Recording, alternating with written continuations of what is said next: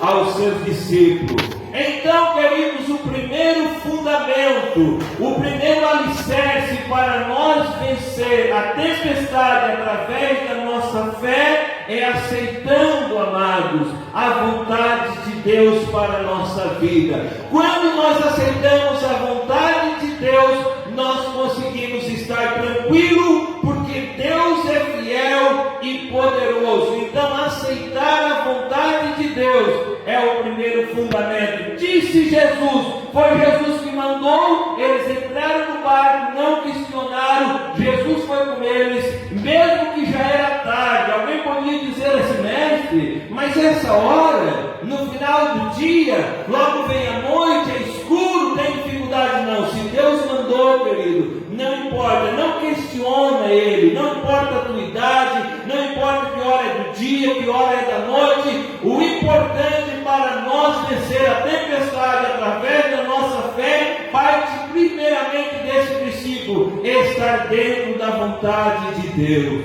O apóstolo Pedro falou no capítulo 4, versículo de número 14, que nenhum de nós sofra, querido, fora da vontade de Deus. Mas se nós sofrer dentro do propósito, da vontade de Deus, do disse Jesus, passamos, nós somos bem-aventurados, porque Deus nos socorre na hora que nós mais precisamos. Segundo alicerce, queridos, crer na promessa de Deus, ou lembrar a promessa de Deus. Amados, no meio daquela tempestade, quando eles estavam lá no alto mar, a Bíblia diz que quando Jesus mandou eles entrar no barco e atravessar, já era tarde. Mas existia uma ordem acompanhada de uma promessa, porque no mesmo versículo 35, Jesus diz assim, passemos para o outro lado do mar. Então Jesus estava dizendo assim, eu vou com vocês, porque ele disse passemos, e nós vamos lá para o outro lado. Então existia uma palavra de Deus empenhada dizendo, meu santo, que eles iam chegar do outro lado. Mas no meio daquele lado a tempestade chegou. Amados, quantas promessas Deus fez, irmã Alice, para mim e para vocês. Mas antes de nós alcançar a promessa de Deus, nós nos damos com a tempestade. E sabe uma das coisas que nos ajuda muito nos fundamentos? É nós voltar lá atrás, o que não é fácil na hora da tempestade, irmão Marciano. É nós lembrar que há uma promessa de Deus. Tu olha para o mar está agitado. Tu olha para o vento, ele é contrário. As águas estão entrando no barco da nossa vida. Mas nós levantamos a cabeça para o céu e dissemos, Deus, há uma promessa para a minha vida.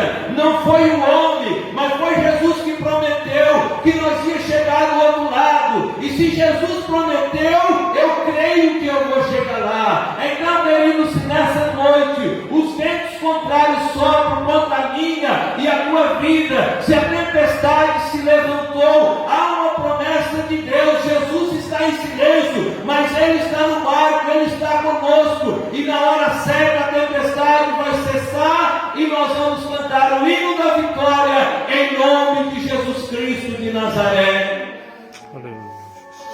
Para não cansar vocês, queridos, o terceiro fundamento que nós possamos apoiar a nossa fé para vencer a tempestade através dele, é saber que mesmo Deus estando em silêncio, em alguns momentos da caminhada, meu querido, Ele está conosco. O que às vezes não é fácil de você entender, irmão Ailton. Na hora que parece que nós mais precisamos, estamos desesperados, gente, hoje eu vou no culto, hoje Deus vai levantar um profeta, vai falar comigo, vai me reanimar, nós vamos no culto, vamos outro, irmã Andressa, e Deus está em silêncio. Mas eu tenho uma boa notícia para mim e para você. Quando nós temos a palavra de Deus no livro de Êxodo, capítulo 7, 8, por ali, a Bíblia diz que o povo de Israel naquele dia vivia uns dias difíceis.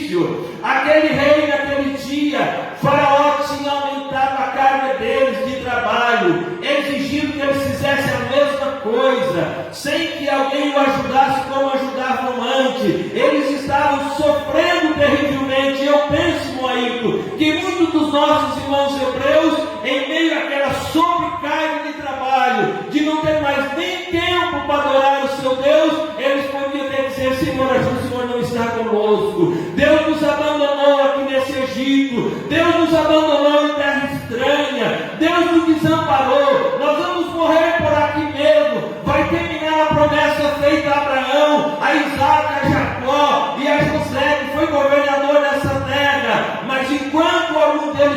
estava assim, irmão Beto. Deus fala com Moisés que apacentava o rebanho do seu sogro e disse: Moisés, eu estou ouvindo e eu estou vendo o clamor de um povo sofrido lá na terra do Egito. Amado, mesmo que pareça que Deus está em silêncio, como Jesus dormia sobre um travesseiro, uma almofada, como você entender melhor, dentro daquele barco na hora da tempestade, é porque Deus tem o poder e o controle de tudo, e Ele sabe a hora certa de tirar eu e você dessa tempestade e calmar ela na nossa vida, porque Ele é o Todo-Poderoso.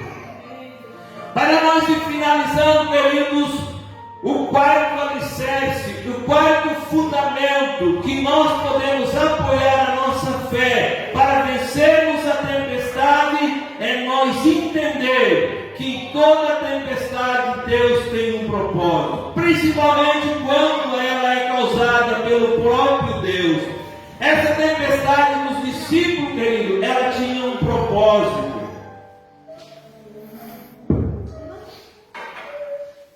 Se os irmãos continuarem lendo o versículo de número 5, capítulo de número 5, diz que quando eles atravessaram o barco, quando a tempestade clamou sobre a voz do Mestre, o Filho de Deus que estava ali com eles, quando houve aquele milagre, eles se maravilharam, eles disseram que homem é esse que até o vento e o mar lhe obedecem? Agora, queridos, eles já estavam olhando para Jesus, mesmo com poucas experiências que já tinham, com um olhar diferente. Eles estavam dizendo: olha, nós esquecemos da promessa, nós pensamos que Ele nem estava se dando com o que estava acontecendo com nós, mesmo estando conosco, nós vimos Ele ficar em silêncio na hora que nós estávamos mais atribulados, mas agora chegamos do outro lado. E quando chegaram do outro lado, eles tinham uma batalha espiritual para enfrentar. Quem lê o contexto sabe que ao eles botar o pé sobre a terra, irmão santo, logo se levantou o moço do sepulcro. Querido, imagina, isso é coisa para crente, irmão Beto. Isso é coisa para quem tem fé. Tu atravessar um barco, passar uma tempestade no meio do mar, quando tu coloca o pé na terra, um moço se levanta do cemitério, do sepulcro, e vem gritando: que tem eu contigo, Jesus Nazareno? Vieste me atormentar antes do tempo, eu bem sei quem tu és, aquela história toda. E Jesus mandou que ele calasse. Amados, se os discípulos não tivessem essa experiência de ver o Mestre fazer calar a voz do vento e também a fúria do mar, eu penso que eles iam entrar em pânico de Adão. Eles iam ficar perturbados naquela hora e dizer: Mestre, o que é que tu fez? Tu tirou nós lá do meio da nossa família, do meio de uma parentela, no meio de uma grande multidão, passamos o mar, passamos luta, e agora chegamos aqui, olha o que aconteceu conosco. Mas eles ficaram quietos, porque eles sabiam que aquele que eles tinham dito: quem é esse que até o vento e o mar obedece, era poderoso para repreender aquele espírito mau e fazer aquele espírito sair daquele moço e daquele jovem que era o terror de uma cidade, fazer um missionário e ganhar a sua família e muitas almas para a glória de Deus.